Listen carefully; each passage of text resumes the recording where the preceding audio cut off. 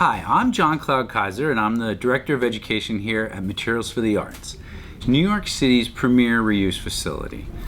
Today, I'm going to walk you through an art project that you can do using only supplies from around your house. And what that means is that everyone is going to do it a little differently because everyone has different supplies around their house. So we are going to be using things today like glue, but if you don't have a glue stick, you could use tape. If you don't have tape, you could use some school glue.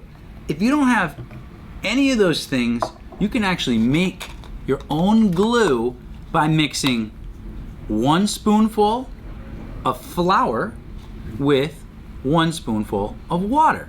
And if that's not enough glue for you, continue to add 1 and 1 until you've made the amount of glue you need. If it's a little thick, you can stir in a little bit more water and you'll have made your own glue at home that you can use for this project.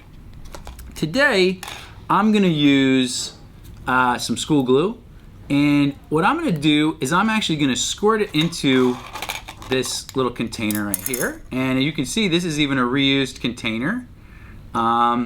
This is just some kind of packaging, and we love to reuse packaging because part of the reason why we reuse things is because we wanna keep all of these materials out of the landfill. When we use supplies, sadly, they get thrown out. And where they go is into a big pile with a lot of other garbage, or they get burnt. And neither of those things are good for the environment. So that's why we reuse things. Another reason is because we get a free bowl. So what I'm gonna do now is I'm gonna guide you through making your own bead and necklace just using collage materials, paper scraps. Now, did you know also that fabric is one of the hardest things on the environment? It can't be recycled, but it can be reused.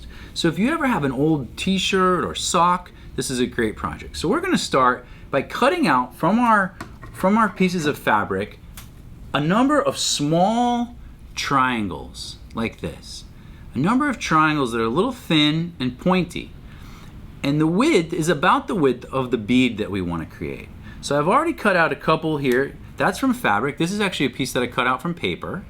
And yes, we're using scissors, but if you don't have scissors, you could do this project by tearing, and just by carefully tearing. And don't worry if those rip lines aren't perfect. That's part of the piece. So I'm gonna take another piece of fabric that I happen to have here. I'm gonna cut out one more of these triangular wedges just to show you how I do it. I just come up from the bottom, and no one cuts a perfect line, but I always say when you're cutting, it's like you're drawing with your hand. You're steering with your scissors. So I'm gonna cut out one more little shape here from my green fabric, and fabric can be kind of tricky to cut, and I got a pretty good shape. So I've got these 3 here. What I'm gonna do is I'm gonna work with a drinking straw. If you have a straw, it's a great way to work.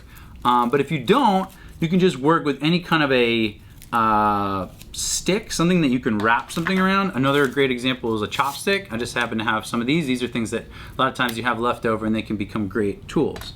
So we're gonna use both of these today. What we're gonna do is we're gonna start by taking one of our pieces of fabric, the bigger one, and we're gonna completely dip it into the glue. And the way I'm gonna do that is by taking the glue and sliding it through it. So I'm literally submerging it in the glue, and now I'm pulling it back out of the glue, and I've got this nice glue covered piece of fabric. And now I'm gonna start with my drinking straw, and I'm gonna take my fabric, and I'm gonna literally start with the widest end of the triangle and start to wrap it around the drinking straw. And you'll see that it'll get more and more narrow as it gets towards the point of the triangle. So now I've begun my bead, and you can start to see how it's gonna work. But I wanted to add more colors to it, and that's why I picked other things as well. So I wanna put this triangle on here. I'm realizing it's a little wide for my needs, so I'm actually gonna cut it a little more narrow. That's okay. And it doesn't have to be perfect. Again, the beauty of art is in its handmade quality. If everything was perfect, then you would know it wasn't made by a person. And that's one of the reasons why we're not afraid to make mistakes when we make art. So now I'm wrapping this other bead, this other piece around my bead, and I'm starting to make it thicker as well.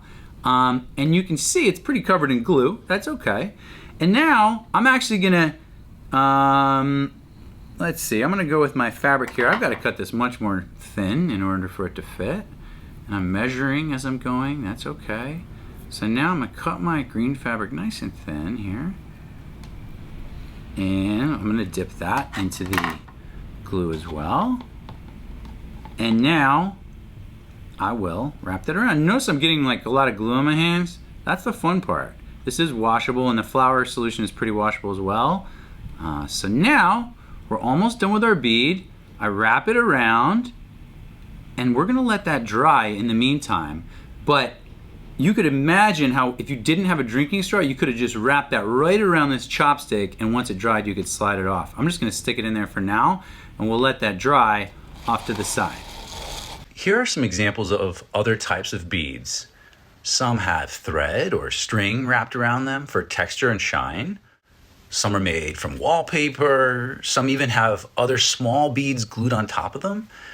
When you have enough, you can string them together to make a necklace or a bracelet.